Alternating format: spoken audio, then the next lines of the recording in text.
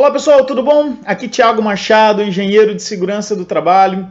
Hoje nós vamos dar continuidade na leitura e interpretação da Portaria Conjunta número 20. Hoje nós vamos ler os itens 5, 6 e 7 da Portaria Conjunta número 20. Se você não assistiu os vídeos passados, entre aqui no nosso YouTube que você vai estar vendo os outros vídeos também, ok? Lembrando, pessoal, não deixa de dar o teu like, curte, compartilha esse vídeo, se inscreva no nosso canal que a gente está postando muito conteúdo bacana para vocês, tá?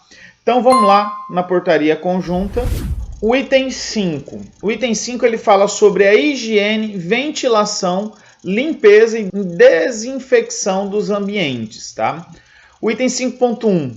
A organização deve promover a limpeza e desinfecção dos locais de trabalho e áreas comuns no intervalo entre turnos e sempre que houver designação de um trabalhador para ocupar o posto de trabalho de outro, ok?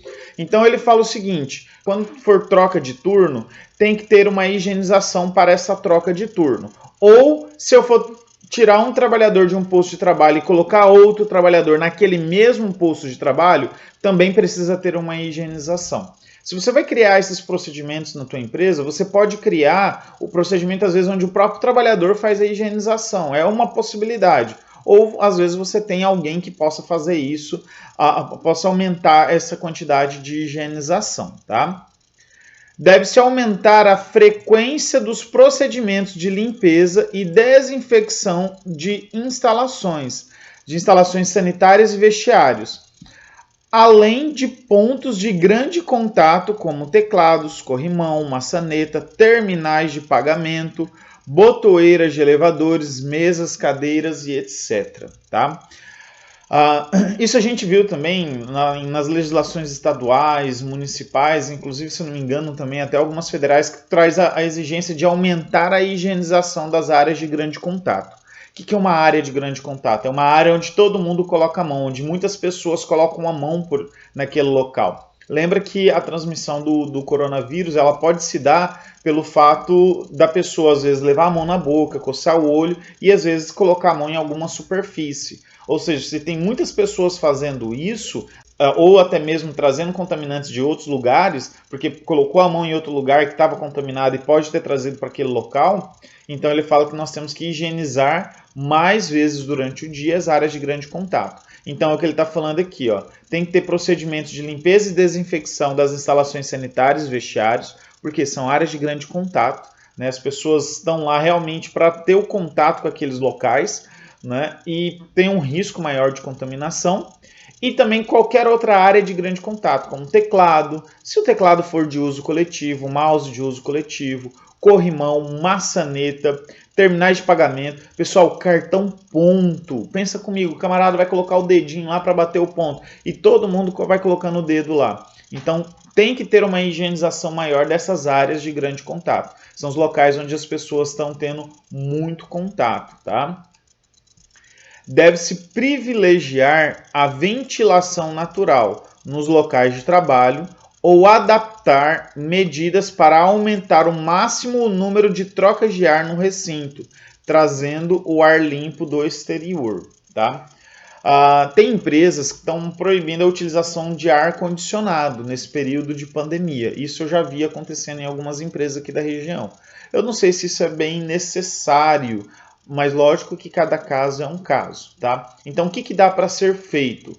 É possível a utilização de ventilação natural, né? Abre-se janelas e portas, né? Desliga o ar-condicionado e utiliza às vezes um ventilador. Ou ele fala também que a gente pode adotar alguma outra medida que aumente a troca de ar dentro do ambiente. Eu também vi em empresa, essa mesma empresa, né, trabalhando com ar-condicionado ligado, mas com a janela ligada também. Com a janela aberta, desculpa. Com a janela aberta também. Então é uma outra condição. Vai gastar mais energia, às vezes não vai resfriar como deveria, mas é uma outra condição. Às vezes pode ter até alguma outra solução também para aumentar essa troca de ar, de tempos em tempos abrir a janela, de tempos em tempos desligar o ar, não sei. Vocês vão identificar como que é possível ser feito na realidade de vocês, tá? Quando em ambiente climatizado, a organização deve evitar a recirculação de ar e verificar a adequação das manutenções preventivas e corretivas, tá? Então a manutenção do ar-condicionado ela tem que estar em dias, tá ok? Então fazer as manutenções de forma correta, se eu não me engano é de 6 em 6 meses, em áreas com maior sujidade tem que aumentar essa periodicidade de higienização também. Os bebedouros do tipo jato inclinado, quando existentes, devem ser adaptados de modo que somente seja possível o consumo de água com o uso de copo descartável. Qual bebedor que é esse, pessoal? Aquele bebedor que você coloca a mão e põe a boca, tá? Esse é o bebedor de jato inclinado. É aquele que você vai colocar a boca para acionar o jato para poder beber água. Verifique sempre a legislação estadual e municipal da tua região. Por quê? Aqui no meu município, eles proibiram a utilização desses bebedouros. Então não deu nem a opção de utilizá-los com um copo descartável, tá? Foi proibida a utilização desse tipo de bebedouro. Então é uma coisa que a gente tem que se atentar também, tá? Então ele fala aqui, ó, que o bebedor de jato inclinado eu não posso usar ele colocando na boca. Se eu for usar o bebedor de jato inclinado, eu tenho que usar com um copo descartável, ok? Item 6. Trabalhadores do grupo de risco. Os trabalhadores com 60 anos ou mais que apresentem condições clínicas de risco para desenvolvimento de complicações da Covid-19, de acordo com o subitem 2.11.1, devem receber atenção especial, priorizando-se sua permanência na residência em teletrabalho ou trabalho remoto, ou ainda em atividade ou local que reduza o contato com outros trabalhadores e o público quando possível, tá? A portaria conjunta em nenhum momento falou que é proibido os trabalhadores do grupo de risco não deixar de trabalhar, ok? Então, o que acontece? Primeiro, definição de grupo de risco, a gente já viu lá no item 2.11.1. Então, se você não assistiu essa parte, volta lá, se eu não me engano, é o segundo vídeo dessa série. A gente trouxe lá comentando sobre quem que é o grupo de risco, tá? Trabalhadores do grupo de risco, qual que é a situação? Se for possível, manda trabalhar em casa. É possível você pegar o seu grupo de risco e mandar para trabalhar em casa? Ah, é possível, beleza. Ah, não é possível. Então, o que nós vamos fazer? Uma outra hipótese é você encaminhar o trabalhador para uma suspensão de contrato de trabalho. Eu não sei quando que você está assistindo esse vídeo, se às vezes a suspensão está sendo autorizada ainda ou não.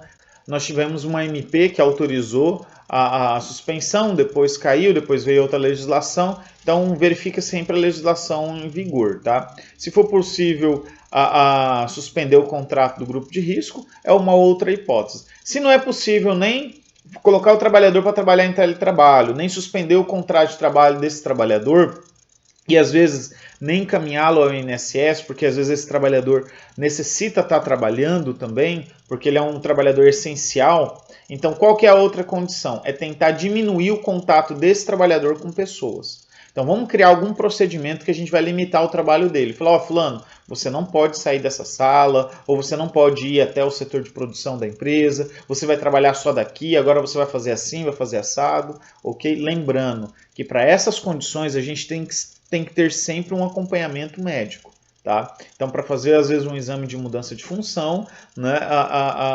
Ou dependendo da situação, até examinar também para ver se, às vezes, aquela atividade não vai gerar um risco para o trabalhador. Então, há necessidade de ter um acompanhamento médico. Tiago, a minha empresa não tem SESMIT completo, não tem um médico do trabalho full time aqui dentro da minha empresa. Então, encaminha para uma clínica de medicina do trabalho na qual você trabalha e peça um apoio ao médico que faz os seus exames admissional. Tá? Entre em contato com eles. Tá? Então, assim, toma muito cuidado com o grupo de risco, porque se esse trabalhador que é do grupo de risco adquirir o Covid-19, a chance dele desenvolver um caso grave é muito alto. E isso, às vezes, pode caracterizar como um acidente de trabalho e a empresa ela vai ter um ônus muito grande com isso. Tá? Então, toma muito cuidado. Lembrando também que a definição de grupo de risco nós vimos lá do item 2.11.1 e quem vai falar se aquele trabalhador é ou não do grupo de risco é um médico, não somos nós, não é a empresa que vai identificar por si só que aquele trabalhador é do grupo de risco, porque necessita de uma avaliação médica para ter certeza se é ou se não é do grupo de risco, ok? Para trabalhadores do grupo de risco, não sendo possível a permanência na residência ou trabalho remoto, deve ser priorizado o trabalho em local arejado, higienizado ao fim de cada turno de trabalho, observadas as demais medidas previstas neste anexo, tá? Então ele fala aqui, ó, se não for possível o grupo de risco trabalhar em casa, então esse trabalhador tem que ter uma higienização maior no local de trabalho dele. A gente viu ali no item anterior falando que tem que ter o mínimo contato possível com as pessoas e observar os outros itens dessa portaria conjunta, ok? Então, sim, grupo de risco é possível sim continuar trabalhando, porém tem algumas condições. Vocês têm que rever particularmente, caso a caso, tem que estudar caso a caso cada grupo de risco, tá bom? Item 7. Equipamento de proteção individual e outros equipamentos de proteção. 7.1. Devem ser criados ou revisados os procedimentos de uso, higienização, acondicionamento e descarte dos EPIs e outros equipamentos de proteção utilizados na organização, tendo em vista os riscos gerados pelo Covid-19. Vamos para alguns princípios, pessoal. Máscara de pano é EPI? Não, não é EPI. Por quê? Porque ele não possui CA. Tá? Então, o que é EPI? É aquele equipamento de uso individual destinado a proteger o trabalhador, né, contra possíveis danos à sua saúde. Porém, quando a gente vê lá na NR6 essa definição de EPI, nós vemos também como pré-requisito que este equipamento ele tem que ter o número do CA. Ele tem que ter o certificado de aprovação. Se ele não tem o certificado de aprovação, ele não é um EPI. Então, a máscara de pano, ela não é um EPI, ok? Mas ela é um equipamento de proteção. Tá? Então, o que nós temos que fazer? A portaria conjunta ela fala que nós temos que revisar os nossos procedimentos de EPIs e nós temos que revisar, se não tem que criar procedimentos de utilização, descarte das máscaras, higienização, conservação, guarda e o descarte das máscaras de pano, tá bom? E não só das máscaras de pano, qualquer outro equipamento que possa ser utilizado também com o fim de proteger o trabalhador. A organização deve orientar os trabalhadores sobre o uso, higienização, descarte e substituição das máscaras, higienização das mãos antes e após o uso e, inclusive, limitações de sua proteção contra o Covid-19, seguindo as orientações do fabricante, quando houver, e as recomendações pertinentes do Ministério da Economia e Saúde. Tá? Ou seja, temos que treinar os trabalhadores. Como usar a máscara de forma correta. Não, eu estou citando a máscara porque é o que é mais utilizado, mas não é só máscara. Todo equipamento de proteção que às vezes o trabalhador está usando, que às vezes também não se classifique como EPI. Tá? Porque EPI a gente tem NR6 que já traz a exigência do treinamento. Aqui ele está trazendo a exigência para os equipamentos de proteção, que às vezes não é caracterizado como EPI. E a gente tem que treinar o trabalhador também sobre o uso correto, guarda, conservação, no caso aqui ele está falando higienização e descarte das máscaras, tá? E dos outros equipamentos também que o trabalhador às vezes for estar utilizando, tá bom? Se tiver orientação do fabricante, temos que passar conforme a orientação do fabricante. Caso contrário, nós temos que criar os procedimentos. E seguir as recomendações do Ministério da Economia. As máscaras cirúrgicas e de tecido não são consideradas EPI, nos termos definidos pela NR6, tá? E não substituem os EPIs de proteção respiratória quando indicado o seu uso. Lembra que eu falei que a máscara de pano não é um EPI? Tá? Então esse item 7.1.2 ele vem confirmando o que eu falei. E outra coisa, o meu trabalhador precisa usar um respirador para proteção contra poeira ou contra algum agente químico. Eu não posso trocar esse respirador pela máscara de pano. Então, se no meu PPR ou meu PPRA vem indicando a utilização de um respirador, tá? Eu não posso entregar uma máscara de pano no lugar, ok? Então é isso que ele está falando aqui. A utilização das máscaras de pano não substitui a utilização dos EPIs. Máscaras cirúrgicas ou de tecido devem ser fornecidas para todos os trabalhadores e seu uso exigido em ambientes compartilhados ou naqueles em que haja contato com outros trabalhadores ou público. O uso da máscara é obrigatório. Eu estou vendo muitos clientes nossos colocando como obrigatório em qualquer setor utilizar máscara. Pessoal, se na minha sala só tem eu não preciso usar máscara. Se na minha sala, como está escrito aqui na portaria conjunta que nós vimos nos itens anteriores, se na minha sala eu estou a mais de 1 metro de distância do meu colega, eu não preciso usar máscara. Ok? Não preciso usar máscara. Agora, se a minha distância com o meu colega é menos de 1 metro, ou se eu estou direto atendendo o público, eu tenho que utilizar máscara, essas máscaras de pano também. Ok? Então são essas condições. E outras, se às vezes, Thiago, eu sei que se eu colocar exceções dentro da minha empresa, ninguém vai usar as máscaras. Então eu vou colocar como obrigatório para todo mundo. Fica a critério de vocês, tá? Vocês que vão definir como é que vocês vão fazer nessas condições. As máscaras cirúrgicas ou de tecido devem ser substituídas no mínimo a cada 3 horas de uso ou quando estiverem sujas ou úmidas.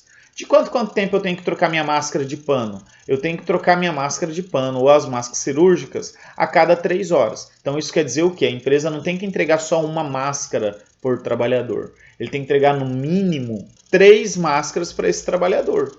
Porque se ele tem que trocar uma máscara a cada 3 horas, se ele trabalha 8 horas por dia, são 3 máscaras durante o dia. E detalhe, no outro dia ele tem que chegar com as máscaras lavadas e secas.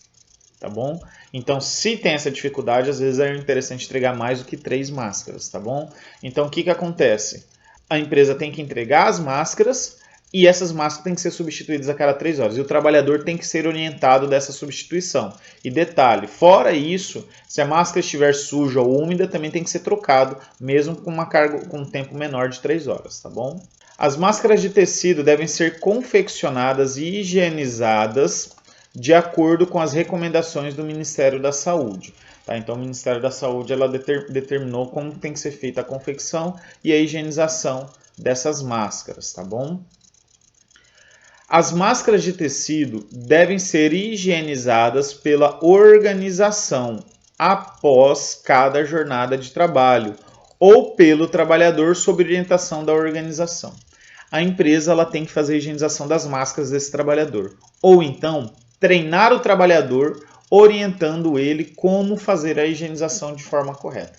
Lembra, pessoal, toda vez que a gente vê a palavra orientação, não necessariamente é um treinamento. Essa orientação ela pode vir de diversas formas, tá? Como eu falei, pode ser cartilhas, pode ser cartazes, pode ser o próprio treinamento, pode ser em meios digitais e fica a critério da empresa. O importante é que o trabalhador tem que ser orientado e você tem que evidenciar isso de alguma forma. O treinamento eu vejo uma das melhores formas de orientação, tá?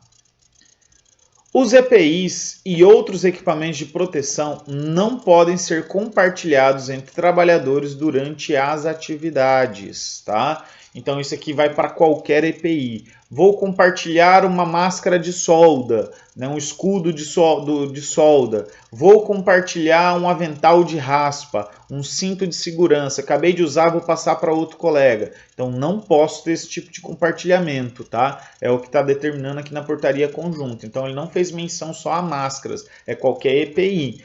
Vou compartilhar minha luva com um colega. Também não posso, tá? Para poder fazer esse compartilhamento tem que ter uma higienização desses EPIs com antecedência.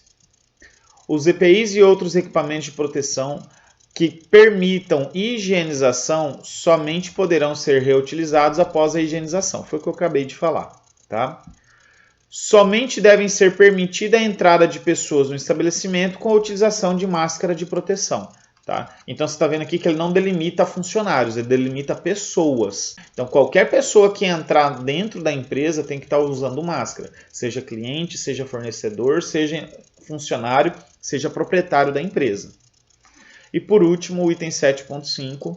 Os profissionais responsáveis pela triagem ou pré-triagem dos trabalhadores, os trabalhadores da lavanderia, e que realizam atividades de limpeza em sanitários e áreas de vivência devem receber EPI de acordo com os riscos que estejam expostos, em conformidade com as orientações e regulamentações do Ministério da Saúde.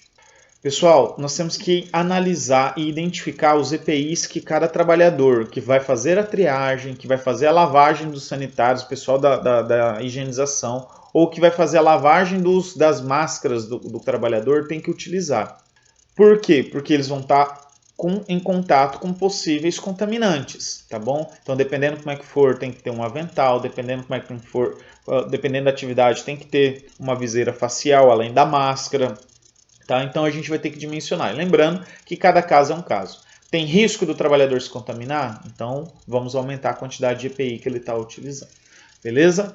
Pessoal, o vídeo de hoje é só isso. Nós finalizamos aqui no item 7. Tá? Amanhã temos mais vídeo. Amanhã nós vamos trabalhar com os itens 18, 9 e 10 da portaria conjunta número 20. Tá? Então fica tranquilo, está quase acabando. Era um pouco extensa, mas a gente está trabalhando com todos os detalhes possíveis aqui para vocês. E lembrando, se você gostou desse vídeo, curte, compartilha esse vídeo, se inscreva no nosso canal que a gente está trazendo muito conteúdo bacana para todos vocês também. Beleza? Lembrando também que na descrição desse vídeo nós temos um linkzinho lá do nosso Linktree. Clica nele, entra lá, você vai ter acesso a todas as nossas redes sociais. YouTube, Instagram, Facebook e temos o nosso grupo do Telegram lá também. Clica lá que você vai ser direcionado ao nosso grupo do Telegram que a gente está trazendo bastante informação bacana. Beleza? Um forte abraço e até a próxima, pessoal!